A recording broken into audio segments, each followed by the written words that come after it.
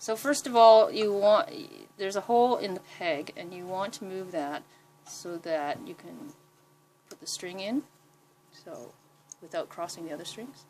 So you want to put the string in and let it go about half an inch to an inch past the end there. Can you see that clearly?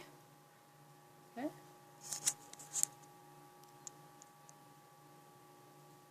And then what you want to do is you want to wind the string on the wrong side, which is towards this end of the peg, a couple of times just to lock it in. And then you're going to start winding it on the peg side. Okay? And that is because if you wind the string on this side, it will create pressure to push the peg out. But if you wind it on this side, the pressure of the string is going to push the peg and keep it in. On the other end, once you've done a couple rounds there, you put the ball end. Can you see that?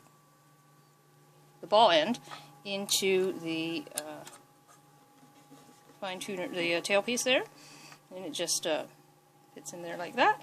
Keep pressure on the string with your thumb so that it doesn't fall out, and then as you're doing that, you can tune or turn the peg. And then make sure it lines up with the bridge. So make sure it's sitting in the groove there. Sometimes there's parchment there to protect the bridge from wearing out. So I'll put that there. If you don't have parchment there, then there's usually a little plastic protector here that you can also put on the bridge to protect the bridge from getting worn out by the really thin E string. Otherwise, you can just pull it off or just tuck it there. Okay, so then you want to tune, just slowly tune to, make sure you have a tuning note that to hear, so that you know what note it is you're aiming for. Otherwise, you'll overturn it and break the string. But I'm just going to go with the A string, so that's not even close. So I'm going to keep turning. When I turn, I just do very small increments at a time. So I'm barely moving it. I'm just moving it like a millimeter, because that makes a huge difference. So you don't want to crank it like this, otherwise you can break the string.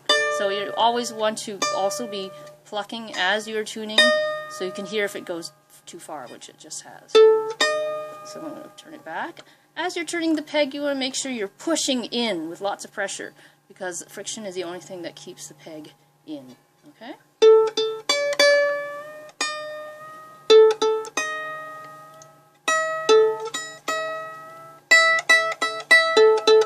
And there you go. And hopefully it stays in, and then you're going to fine-tune it. So one more thing, you might want to tune it up a little sharp because it will stretch. It'll probably stretch for about a week or two, so you have to constantly keep tuning the new string.